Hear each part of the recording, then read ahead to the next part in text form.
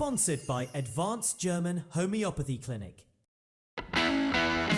मधुमेहाची जखम, ulcer, varicose veins, कॅन्सरच्या जखमा यावर मिळवा खात्रीशीर उपचार. कर्नाटकच्या आरोग्य मंत्र्यांच्या हस्ते VK एक्सलन्स पुरस्काराने सन्मानित डॉक्टर मनोज पुजार यांच्या ॲडव्हान्स जर्मन होमिओपॅथिक क्लिनिकला आजच भेट द्या. Kalashree apartment, Khanapur road, Tilakwadi, Belgaum. Phone 7975 37 39 45.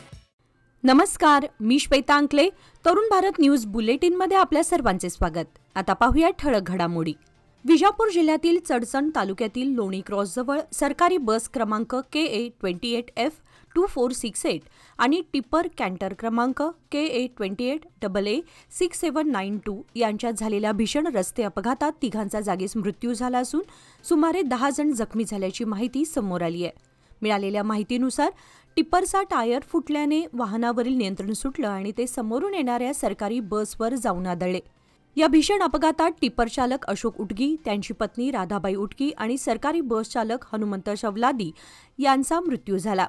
जखमींना तातडीने जवळच्या रुग्णालयात दाखल करण्यात आलं असून त्यांच्यावर उपचार सुरू आहेत. अपघाताच्या वेळी टिप्पर चडचणकडे जात होता तर सरकारी बस चडचणहून विजापूरकडे येत होती. त्यावेळी हा दुर्दैवी अपघात घडला. घटनास्थळी चडसणचे CPI परशुराम मनसुळी, PSI सोमेश गेज्जी तसेच पोलीस कर्मचाऱ्यांनी भेट देऊन पाहणी केली. हा अपघात चडसण पोलीस ठाण्याच्या हद्दीत घडला असून पुढील तपास सुरू आहे. विजयपूर जिल्ह्यातील चडसण तालुक्यातील मरगूर साखर कारखान्यासमोर झालेल्या भीषण रस्ता अपघातात दोघांचा मृत्यू झालाय. टिप्पर आणि दुचाकी यांच्यात झालेल्या या अपघातात टिप्पर चालक रत्ननेश यादव हा चुकीच्या बाजूने येत असताना वाहनावरील नियंत्रण सुटून दुचाकीला धडक दिल्याची माहिती मिळाली आहे. या धडकेमध्ये दुचाकीवरील दोघांचा जागीच मृत्यू झाला. इंडी तालुक्यातील गोरनाळ गावचे रहिवासी धर्मण्णा होसंभिरप्पा पुजारी यांचा जागीच मृत्यू झाला. अपघातामध्ये जखमी झालेल्या सोमय्या हिरेमठ यांना विजयपूर येथील खासगी रुग्णालयात दाखल करण्यात आले असून त्यांच्यावर उपचार सुरू आहेत. ही घटना झळकी पोलीस ठाण्याच्या हद्दीत घडली असून पोलिसांनी गुन्हा नोंद करून पुढील तपास सुरू केला आहे. गोव्यातील कुळे परिसरातील दूधसागर नदीपात्रात सहलीसाठी गेलेल्या 4 युवकांचा बुडून मृत्यू झाल्याची दुर्दैवी घटना घडली आहे. मृतांमध्ये 3 सख्ख्या भावांसह त्यांच्या एका मित्राचा समावेश आहे. मूळचे विजापूर येथील व सध्या गोव्यातील वास्को येथे शिक्षण व कामानिमित्त वास्तव्यास असलेले रामण्णा परसू मादार वय 19, लक्ष्मण परसू मादार वय 19 हे जुळे भाऊ, हिरण्णा परसू मादार वय 21 तसेच त्यांचा मित्र विजय सांगली वय 21 यांचा या दुर्घटनेत मृत्यू झाला. रामण्णा, लक्ष्मण, हिरण्णा, विजय आणि त्यांचा मित्र राहुल हरिजन असे 5 जण वास्कोहून सहलीसाठी रेल्वेने कुळे स्थानकात आले होते. तेथून ते मेटवाडा येथील पुलाजवळील दूधसागर नदीपात्रात उतरले. राहुल हरिजन याला पोहता येत नसल्यानं तो नदीत उतरला नाही. मात्र इतर 4 जण नदीत उतरले असता पाण्याच्या खोलीचा अंदाज न आल्याने ते 4 बुडाले. या दुर्घटनेत राहुल हरिजन बचावला असून 4 युवकांचा मृत्यू झाला. कुळे पोलीस स्थानकात घटनेची नोंद करण्यात आली आहे. पुढील तपास सुरू आहे. गोवा बेळगाव महामार्गावरील अनमोड घाटातील गोवा हद्दीत रविवारी पहाटे भीषण अपघात घडला.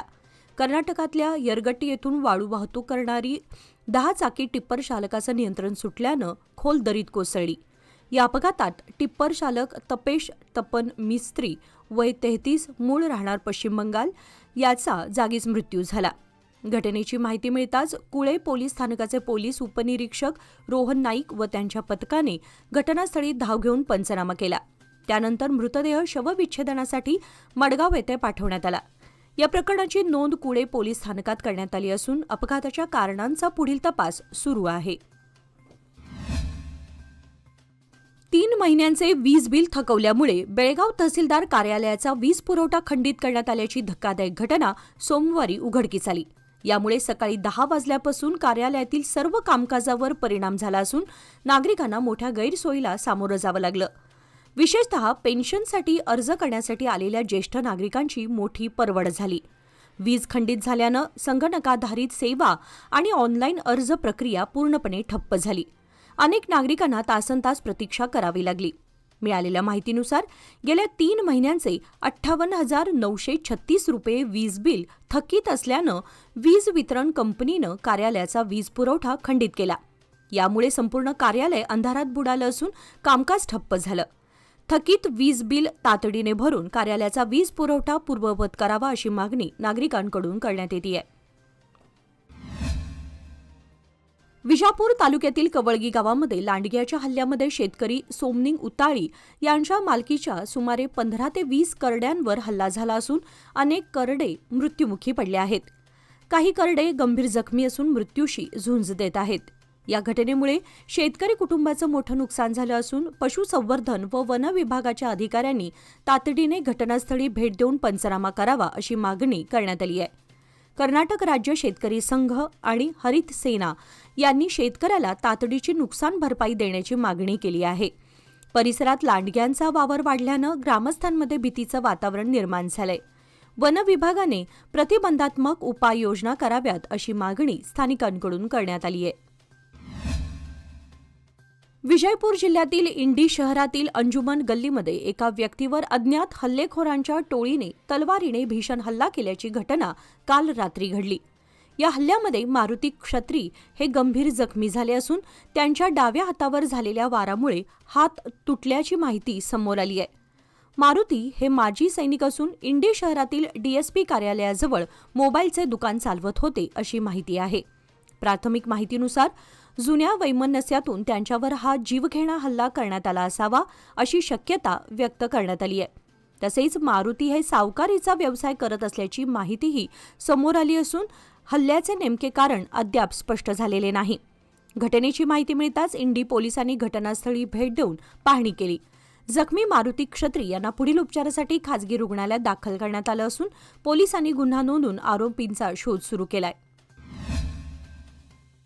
शिवम असोसिएट्स कंपनीशी संबंधित कथित फसवणूक प्रकरणात अटक करण्यात आलेले शिवानंद नीलनवर यांना बेंगळूर येथील 92व्या सिटी सिव्हिल अँड सेशन्स न्यायालयाने अंतरिम जामीन मंजूर केल्याने सोमवारी रात्री त्यांची हिंडलगा कारागृहातून सुटका करण्यात आली. माळ मारुती पोलिसांनी 15 मे रोजी शिवानंद नीलनवर यांना अटक केली होती. त्यानंतर या प्रकरणाचा तपास सीआयडीकडे वर्ग करण्यात आला. 12 जून रोजी न्यायालयाने अंतरिम जामीन मंजूर केल्यानंतर त्यांच्या सुटकेचा मार्ग मोकळा झाला. कारागृहातून बाहेर आल्यानंतर प्रसारमाध्यमांशी बोलताना शिवानंद नीलनवर म्हणाले, ओम नमः शिवाय, सर्वांचे भले व्हावे अशीच माझी इच्छा आहे. यापेक्षा अधिक काही बोलणार नाही. न्यायालयाने जामीन मंजूर करताना काही अटी घातल्या आहेत. त्यानुसार 27 जून रोजी न्यायालयात हजर राहणं बंधनकारक असून 3 लाख रुपयांचा बॉन्ड, एक जामीनदार, तपास अधिकाऱ्यांना सहकार्य करणे तसेच देश सोडून न जाण्याच्या अटींवर त्यांना अंतरिम जामीन देण्यात आलाय. बेळगाव उत्तर विभागाचे आयजीपी संदीप पाटील यांच्या मार्गदर्शनाखाली आणि शहर पोलीस आयुक्तांच्या नेतृत्वाखाली वाहतूक पोलिसांनी हेल्मेट जनजागृती अभियानाच्या दुसऱ्या दिवसाचे आयोजन केले. उत्तर विभागात वाढत्या अपघातांच्या पार्श्वभूमीवर राबवण्यात आलेल्या या उपक्रमातून वाहन चालकांना हेल्मेट वापराचे महत्त्व व वाहतूक नियमांचे पालन करण्याबाबत मार्गदर्शन करण्यात आले. रस्ते सुरक्षा ही प्रत्येकाची सामूहिक जबाबदारी असल्याचा संदेश यावेळी देण्यात आला. बेळगाव शहरातल्या सांब्रा विमानतळ येथे सोमवारी प्रवासी सुविधा दिवस साजरा करण्यात आला. या कार्यक्रमांतर्गत खासदार जगदीश शेट्टर यांच्या हस्ते रोपाची लागवड करून कार्यक्रमाचे उद्घाटन संपन्न झाले. या निमित्ताने विद्यार्थ्यांसाठी विविध स्पर्धा, आरोग्य तपासणी तसेच सांस्कृतिक कार्यक्रम आयोजित करण्यात आले होते. सोमवारी विमानाने आलेल्या सर्व प्रवाशांचे विमानतळाच्या वतीने स्वागत करण्यात आले. तसेच प्रवाशांकडून विमानतळावरील सेवेविषयी अभिप्राय जाणून घेण्यात आला. यावेळी विमानतळाचे संचालक त्यागराजन, विमानतळ सल्लागार समितीचे सदस्य राहुल मुचंडी, हनुमंत कागलकर, विजय भद्रा, राजू देसाई, जयसिंग राजपूत यांच्यासह इतर मान्यवर उपस्थित होते. बेहिशेबी मालमत्ता प्रकरणी लोकायुक्तांनी 3 वरिष्ठ प्रशासकीय अधिकाऱ्यांच्या घर व कार्यालयांवर एकाच वेळी छापे टाकले. या कारवाईमध्ये मोठ्या प्रमाणात रोख रक्कम, सोने व चांदीचे दागिने आढळल्याची माहिती आहे. बैलुसिमे विकास मंडळाचे सचिव कृष्णा नायक, NWKRTCचे मुख्य यांत्रिक अभियंता सिद्धेश्वर आणि KRIDLचे अधीक्षक अभियंता केंचप्पा यांच्या मालमत्तांवर ही कारवाई करण्यात आली. बेळगाव, दावणगेरे, हुबळी आणि विजयनगर जिल्ह्यात 12हून अधिक लोकायुक्तांच्या पथकांनी छापे टाकून कागदपत्रांची तपासणी केली. लोकायुक्त पोलीस अधीक्षक MS कौलापूर यांच्या नेतृत्वाखाली सुरू असलेल्या या कारवाईमुळे आणखी धक्कादायक माहिती समोर येण्याची शक्यता व्यक्त होत आहे. लोकमान्यच्या मुदत ठेव योजना म्हणजेच सुयोग्य कालावधी सर्वोत्तम व्याजदर. आता तुमच्या गुंतवणुकीवर मिळवा 10.10% परतावा. अधिक माहितीसाठी आजच संपर्क करा 1800212405. लोकमान्य, प्रत्येक पावलावर तुमच्या सोबत. योजना फक्त सभासदांकरिता. नियम व अटी लागू. केंद्रीय अवजड उद्योग व पोलाद राज्यमंत्री भूपती राजू वर्मा यांचे बेळगाव विमानतळावर भाजप पदाधिकाऱ्यांच्या उपस्थितीत स्वागत करण्यात आले. यावेळी जिल्हा महिला मोर्चा उपाध्यक्षा प्रियंका आजरेकर, महानगर महिला मोर्चा अध्यक्षा शिल्पा केकरे, गीता सुतार, ग्रामीण जिल्हाध्यक्ष सुभाष पाटील, माजी आमदार संजय पाटील तसेच अन्य पदाधिकारी उपस्थित होते. सार्वजनिक बांधकाम मंत्री सतीश जारकीहोळी यांच्या विरोधातील अपमानास्पद वक्तव्याचा निषेध करत विविध दलित संघटनांनी आंबेडकर जनजागृती मंचाचे जिल्हा गौरवाध्यक्ष मल्लिकार्जुन रासिंगे यांची संघटनेतून तसेच काँग्रेस पक्षातून तात्काळ हकालपट्टी करण्याची मागणी केली आहे. सर्किट हाऊसमध्ये झालेल्या संयुक्त पत्रकार परिषदेत दलित नेत्यांनी रासिंगे यांच्या वक्तव्यामुळे समाजात संभ्रम निर्माण झाल्याचा आरोप केला. सतीश जारकीहोळी यांनी समाजातील विविध घटकांना एकत्र आणण्याचे कार्य केले असून त्यांच्या विरोधातील वक्तव्य अयोग्य व निषेधार्ह असल्याचे यावेळी सांगण्यात आले. मान्सूनच्या आगमनानंतरही देशात अपेक्षित पावसाचा जोर दिसत नसल्याने चिंता वाढली आहे. हवामान खात्याच्या आकडेवारीनुसार 4 ते 15 जून दरम्यान 53.7 मिलीमीटर अपेक्षित पावसाच्या तुलनेत केवळ 19.2 मिलीमीटर पावसाची नोंद झाली आहे. सॅटेलाईट चित्रांमध्ये महाराष्ट्र, गुजरात आणि मध्य भारतातील भागांवर ढगांचं प्रमाण कमी दिसत असून मान्सूनची प्रगती मंदावली आहे. अरबी समुद्र शाखेचा वेग कमी झाल्यानं पश्चिम किनारपट्टीवरील पावसाची तीव्रताही घटली आहे. याचा परिणाम खरीप हंगामावर होण्याची शक्यता असून शेतकरी पावसाची प्रतीक्षा करत आहेत. पुढील काही दिवसात मान्सून पुन्हा सक्रिय होऊन पावसात वाढ होण्याचा अंदाज हवामान विभागाने व्यक्त केलाय. बोकनूर गावाच्या हद्दीतील सावगाव तलावाजवळ सुरू असलेल्या एका जुगार अड्ड्यावर बेळगाव ग्रामीण पोलिसांनी सोमवारी धाड टाकून 8 जणांना अटक केली. तसेच आरोपींकडून 23,500 रुपये रोख रक्कम आणि जुगारासाठी वापरण्यात येणारे साहित्य जप्त करण्यात आले. अटक करण्यात आलेल्यांमध्ये एकनाथ पावशे वय 37, विजय नायडू वय 54, हरुण मुल्ला वय 60, स्वप्नील हुंद्रे वय 30, कल्लाप्पा आपटेकर वय 62, सुनील बुवा वय 43, बाळू नाईक वय 40 आणि अजय मंडलिक वय 23 यांचा समावेश आहे. पोलिसांनी दिलेल्या माहितीनुसार हे सर्वजण सावगाव तलावाजवळील सार्वजनिक मोकळ्या जागेमध्ये पैशांची बाजी लावत अंदर-बाहेर हा जुगार खेळत होते. याची माहिती मिळाल्यानंतर बेळगाव ग्रामीण पोलीस ठाण्याचे पोलीस निरीक्षक नागणगौडा कट्टीमनीगौडर यांच्या नेतृत्वाखालील पथकाने घटनास्थळी छापा टाकला. या प्रकरणी बेळगाव ग्रामीण पोलीस ठाण्यात गुन्हा नोंद करण्यात आला असून पुढील तपास सुरू आहे. बेंगळूर येथील केंपेगौडा आंतरराष्ट्रीय विमानतळावर कस्टम विभागाने मोठी कारवाई करत तब्बल 13,14 लाख रुपयांचा हायड्रोपोनिक गांजा जप्त केलाय. बँकॉकहून बेंगळूरला आणला जात असलेला हा अंमली पदार्थ 6 प्रवाशांकडून जप्त करण्यात आला असून सर्व आरोपींना अटक करण्यात आली आहे. सोमवार दिनांक 15 जून रोजी कस्टम विभागाच्या अधिकाऱ्यांनी केंपेगौडा आंतरराष्ट्रीय विमानतळावर संशयित प्रवाशांची तपासणी केली. यावेळी बँकॉकहून आलेल्या 6 प्रवाशांच्या सामानातून 38 किलो 34 ग्रॅम वजनाचा हायड्रोपोनिक गांजा आढळून आला. जप्त करण्यात आलेल्या या गांजाची आंतरराष्ट्रीय बाजारातील किंमत सुमारे 13,14 लाख रुपये असल्याचे अधिकाऱ्यांनी सांगितले. आरोपी विरोधात अंमली पदार्थ प्रतिबंधक कायद्यानुसार गुन्हा दाखल करण्यात आलाय. एंजल फाउंडेशन आणि केजी क्रिएशन यांच्या संयुक्त विद्यमाने बेळगावातील खासबाग येथील जयशंकर भवन येथे आयोजित करण्यात आलेल्या होम मिनिस्टर व फॅशन शो कार्यक्रमाला महिलांचा उत्स्फूर्त प्रतिसाद लाभला. विविध स्पर्धा, सांस्कृतिक सादरीकरणे आणि फॅशन शोमुळे कार्यक्रमात रंगत निर्माण झाली. कार्यक्रमाच्या अध्यक्षस्थानी व प्रमुख पाहुणे म्हणून माजी आमदार संजय पाटील हे उपस्थित होते. कार्यक्रमाची सुरुवात आमदार संजय पाटील, मीना बेनके, लीना टोपन्नावर, राजेंद्र जैन आणि गिरीश रामदुर्ग यांच्या हस्ते श्री गणेश पूजन व दीपप्रज्वलन करून करण्यात आली. यावेळी त्यांनी एंजल फाउंडेशनच्या सामाजिक व सांस्कृतिक उपक्रमांचे कौतुक करत महिलांना आपले कौशल्य व आत्मविश्वास सादर करण्यासाठी उत्तम व्यासपीठ मिळत असल्याचे सांगितले. होम मिनिस्टर स्पर्धेमध्ये स्वाती कुर्णे यांनी प्रथम, पूजा मुदकेकर यांनी द्वितीय आणि तृप्ती लिंगडे यांनी तृतीय क्रमांक पटकावला. तर फॅशन शो स्पर्धेमध्ये स्नेहल मावळणकर यांनी प्रथम, सोनिया आळवे यांनी द्वितीय आणि पुष्पा जाधव यांनी तृतीय क्रमांक मिळवला. कार्यक्रमात विजेत्या व सहभागी स्पर्धकांना पारितोषिके व प्रमाणपत्रांचे वितरण करण्यात आले. आंतरराष्ट्रीय योग दिनानिमित्त मराठा लाईट इन्फंट्री रेजिमेंटल सेंटरतर्फे शिवतीर्थ येथे नुकताच योग जनजागृती कार्यक्रम आयोजित करण्यात आला होता. कार्यक्रमाला कमांडंट ब्रिगेडियर गिरीश उपाध्याय व कॅन्टोन्मेंटचे अधिकारी उपस्थित होते. योगामुळे होणारे शारीरिक, मानसिक व आध्यात्मिक महत्त्व पटवून देण्यासाठी आयोजित या कार्यक्रमात कॅन्टोन्मेंट बोर्डाचे सीईओ सुदाम मनसळवार यांच्या नेतृत्वाखाली 150हून अधिक विद्यार्थ्यांनी सहभाग घेतला. यावेळी कॅन्टोन्मेंटचे अधिकारी व कर्मचारी उपस्थित होते. खानापूर रोड बसवेश्वर रेल्वे उड्डाण पुलाशेजारील डेक्कन हॉस्पिटल समोरील न्यू गुडशेड रस्त्याच्या दयनीय अवस्थेबाबत सामाजिक कार्यकर्ते गणेश दड्डीकर यांनी दिलेल्या निवेदनाची दखल घेत महानगरपालिका प्रशासनाने 15 जून रोजी प्रत्यक्ष पाहणी केली. विभाग अधिकारी शिल्पा जयराम यांनी रस्त्याची खराब अवस्था पाहून त्वरित दुरुस्तीचे आश्वासन दिले.